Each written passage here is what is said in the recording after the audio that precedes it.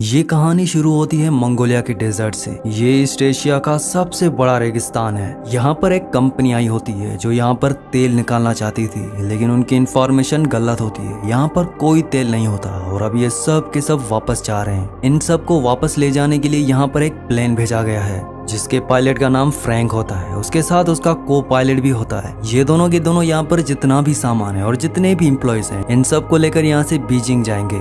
ये सब के सब प्लेन में बैठ जाते हैं और बीजिंग के लिए निकल पड़ते हैं। और तभी इस बहुत बड़े रेगिस्तान में तूफान आना शुरू हो जाता है। फ्रैंक का जो को पायलट होता है वो बोलता है कि हमें क्या करना चाहिए। फ्रैंक कहता है कि अगर हम वापस गए तो हमें फ्यूल के लिए इंतजार करना पड़ेगा, क्योंकि दोबारा उड़ान भरने के लिए हमारे पास फ्यूल नहीं है और उसमें कितना वक्त लगेगा मुझे नहीं पता, इसीलिए हमें आगे बढ़ना होगा। इसके बाद फ्रैंक अपने प्लेन को और भी ऊपर ले जाता है ताकि वो रेत के तूफान से निकल पाए, लेकिन यहाँ पर इनका प्लेन ओवरलोडेड होता है। ये तूफान में फंस जाते हैं। साथ ही रेडियो की मदद से राब्ता करने की भी कोशिश करते हैं, लेकिन इनका राब्ता नहीं हो पाता और रेत की वजह से इनका एक इंजन खराब हो जाता है। फ्रैंक कहता है कि मुझे इमरजेंसी लैंडिंग करनी होगी और वो इमरजेंसी लैंडिंग करने के लिए प्लेन को नीचे उतारना शुरू कर देता है। लेकिन ये लैंडिंग इतनी आसान नहीं होती क्योंकि आगे उसे कुछ भी नहीं दिख रहा होता और जैसे ही प्लेन और नीचे उतरता है तो उनके प्लेन का पिछला हिस्सा एक चट्टान से टकराता है, जिस वजह से पीछे का दरवाजा खुल जाता है। इनमें से एक पैसेंजर उड़ जाता है और उसकी मौत हो जाती है। और अब इनका प्लेन रेगिस्तान में घिसटता हुआ आगे तक जाता है और जब प्लेन रुकता है तो ये देखते हैं कि प्लेन में 2 पैसेंजर्स और मर चुके होते हैं, लेकिन अभी भी ये बाहर नहीं जा सकते क्योंकि बाहर तूफान चल रहा है। और जब तूफान थमता है तो ये दिखाया जाता है कि इनका पूरा प्लेन रेत के अंदर दफन हो चुका है। लेकिन कुछ ही घंटों के बाद रेत वहां से खुद ही उड़ जाती है और इनका प्लेन एक बार फिर से विजिबल हो जाता है। ये सब के सब बाहर आते हैं और अपने खाने की सप्लाई चेक करते हैं और उन्हें पता चलता है कि इनके पास 1 महीने के खाने और पीने की सप्लाई है। इन्हीं में से एक आदमी होता है, वो कहता है कि मैं चलकर यहाँ से बाहर निकल जाऊंगा। दरअसल इन्हें यहाँ से बाहर निकलने के लिए 200 माइल का सफर करना होगा, क्योंकि अब ये मंगोलिया में नहीं बल्कि चाइना में कहीं है। लेकिन इन्हें अपनी एग्जैक्ट पोजीशन नहीं पता होती और ना ही इनका रेडियो काम कर रहा होता है। वो आदमी तो यहाँ से चलकर निकलना चाहता है। वो कहता है कि मैंने मैराथन किया है, मैंने हाइकिंग ट्रैकिंग की है, मैं यहाँ से जा सकता हूँ। उसे बताया जाता है कि ये जुलाई का महीना है और रेगिस्तान में जुलाई का महीना सबसे गर्म होता है। अगर आप 1 गिलास पानी पियोगे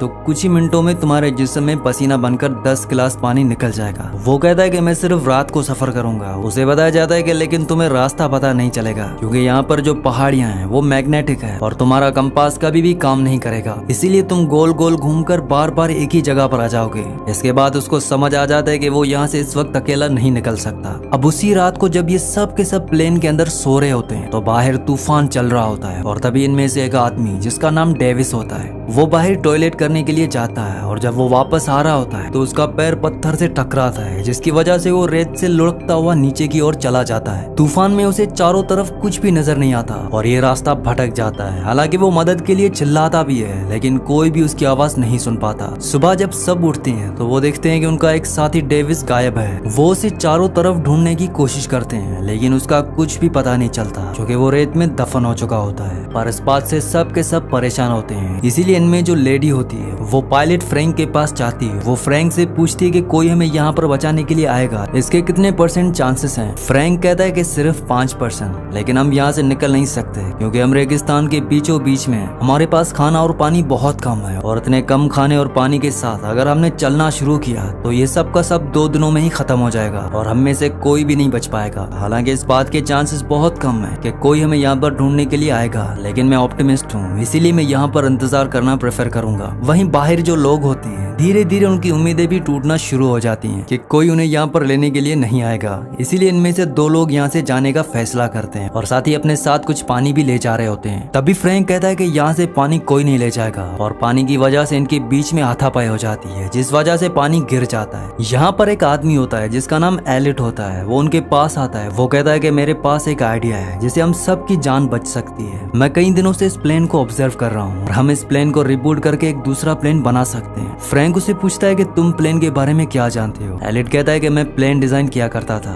दरअसल एलिट के बारे में कोई भी ज्यादा नहीं जानता था क्योंकि वो उस कंपनी के साथ काम नहीं करता था जो मंगोलिया में तेल निकाल रही थी।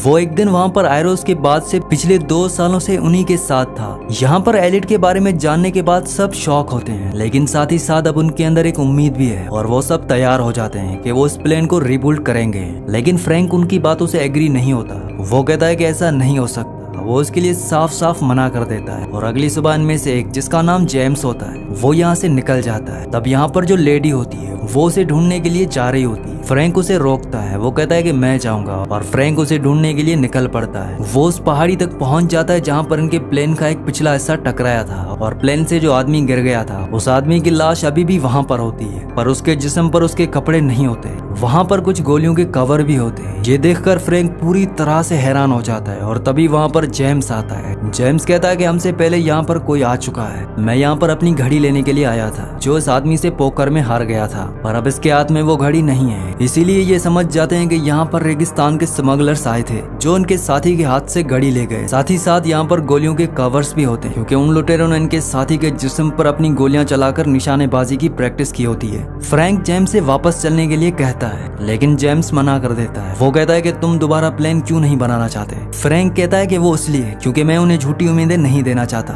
ऐसा कुछ नहीं होने वाला। जेम्स कहता है कि इस दुनिया में हर एक इंसान प्यार चाहता है, और अगर हम किसी को प्यार नहीं दे सकते तो हमें उसे उम्मीद देनी चाहिए। अगर हम उसे उम्मीद भी नहीं दे सकते तो उसे वो करने देना चाहिए जो वो करना चाहता है। जेम्स की बातें सुनने के बाद फ्रैंक इन लोगों को प्लान बनाने में साथ देने के लिए राजी हो जाता है, बावजूद इसके कि उसे पूरा यकीन है कि प्लान नहीं बन सकता। ये दोनों के दोनों उस जगह पर आ जाते हैं जहाँ पर इनके बाकी साथी हैं, और अब ये सब मिलकर प्लेन बनाना शुरू करते हैं। ये दिन में काम नहीं करते क्योंकि यहाँ पर बहुत गर्मी होती है, इसीलिए पूरी रात काम करते हैं। पर इनकी परेशानी तब बढ़ जाती है जब एक रात को इनका वो फ्यूल जो इन्होंने आग जलाने और जनरेटर जलाने के लिए रखा होता है उस पर वेल्डिंग करते हुए चिंगारियां गिर जाती हैं और एक बहुत बड़ा ब्लास्ट होता है। हालांकि इस ब्लास्ट में किसी की जान नहीं जाती, लेकिन इनका सारा का सारा फ्यूल बर्बाद हो जाता है। अब इनके पास उतना ही पेट्रोल, मतलब कि उतना ही फ्यूल बचा है जिस पेट्रोल से ये यहाँ से निकल सकते हैं। ये अब इसका इस्तेमाल नहीं कर सकते, इसीलिए अब इन्हें रात को नहीं बल्कि दिन में काम करना होगा। और दिन में यहाँ पर बहुत ज्यादा गर्मी होती है, लेकिन ये हिम्मत नहीं हारते, ये दिन में काम करना शुरू कर देते हैं। और अब जब इन्होंने प्लेन को रिबूट किया है उसमें इन्हें एक विंग को जोड़ना है, और इनके पास एक ही मौका है। अगर ये विंग नीचे गिर गया तो ये कभी भी ऊपर नहीं आ सकते, क्योंकि इनके पास इतने भारी सामान को उठाने के लिए कोई भी क्रेन नहीं है। और अभी उसे धीरे धीरे ऊपर से छोड़ना शुरू करते हैं, लेकिन तभी वो जंजीर टूट जाती है जिसे इन्होंने उस विंग को होल्ड किया होता है। वो विंग बहुत तेजी के साथ नीचे की तरफ घिसटता हुआ जाता है और वो सीधा प्लेन से टकराता है। इस बात से सब हैरान हो जाते हैं। प्लेन के अंदर पहले से इनका एक साथी होता है जिसे उस विंग को एक बोर्ड से जोड़ना होता है, और तभी वो बाहर आता है। वो कहता है कि मैंने कर दिया।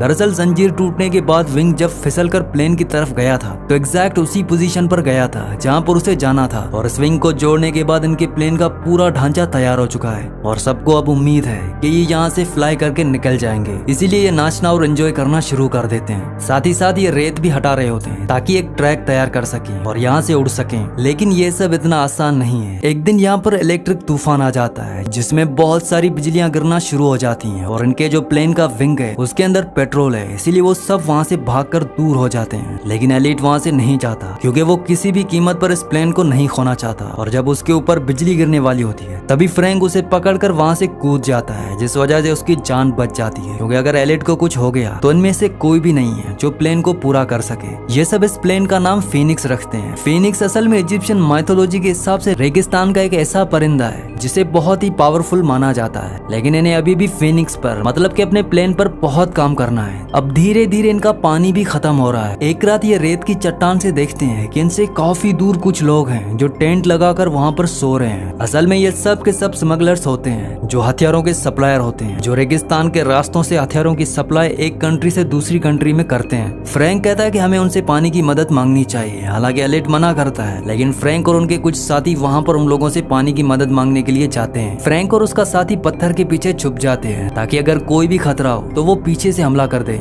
इनके पास गन भी होती है, और जब वो उन स्मगलर से पानी की मदद मांगते हैं तो उनमें से एक आदमी इन्हीं के एक आदमी पर गोली चला देता है। फ्रैंक और उसका जो साथी होता है वो पीछे से उन पर गोलियां चलाते हैं और उनके आदमियों को मार देते हैं, लेकिन एक स्मगलर वहाँ से भागने में कामयाब हो जाता है। हालांकि फ्रैंक के पास मौका था उसे पीछे से गोली मारने का, लेकिन वो गोली नहीं चलाता क्योंकि वो खूनी नहीं है। यहाँ पर जेम्स इन मरे हुए स्मगलर्स में से एक स्मगलर का हाथ में वो अपनी घड़ी देखता है जो उसके उस दोस्त के पास थी जिसकी प्लेन से गिरकर मौत हो गई थी। मतलब कि ये वही स्मगलर्स हैं जो पहले भी यहाँ पर आ चुके थे और इन्हीं स्मगलर्स ने इनके मरे हुए साथी के ऊपर गोलियां चलाई थी। मतलब कि ये बहुत ही खतरनाक स्मगलर्स थे। इनमें से एक स्मगलर बच जाता है, वो जख्मी होता है और ये सब उसे अपने प्लेन के पास लेकर आते हैं। हालांकि कुछ लोग चाहते हैं कि इसे मार दिया जाए क्योंकि इसने इनके साथी को मारा है, लेकिन फ्रैंक ऐसा करने से मना करता है और सबके बीच में आर्ग्यूमेंट हो रहे होते हैं। तभी एलिट उसे गोली मार देता है, जिस वजह से फ्रैंक और एलिट के बीच में आर्ग्यूमेंट्स होना शुरू हो जाते हैं। एलिट फ्रैंक को ब्लेम करता है, वो कहता है कि तुम पायलट थे, तुम्हारी वजह से हम यहाँ पर फंसे हैं और तुम्हारी वजह से हमारे एक साथी की जान गई क्योंकि मैंने मना किया था, फिर भी तुम वहाँ पर गए। और इस बात से फ्रैंक को गुस्सा आ जाता है, वो एलिट को एक पंच मारता है और अब एलिट इन सब से नाराज हो जाता है क्योंकि उसकी ईगो हर्ट हो जाती है। वो कहता है कि मैं अब प्लेन नहीं बनाऊंगा, मुझे जितना काम करना था मैंने कर लिया, मैं यहाँ पर 10 लोगों के बराबर काम करता हूँ और तुम सब आराम करते हो। कैली यहाँ पर उसके पास आती है और वो उसे कहती है कि तुम्हारे बिना हम इस प्लेन को नहीं बना सकते, हमें तुम्हारी जरूरत है। वो कहता है कि सब अगर मुझे रिक्वेस्ट करेंगे तभी मैं प्लेन को बनाऊंगा और सबको उसे रिक्वेस्ट करनी पड़ती है, यहाँ तक के फ्रैंक को भी।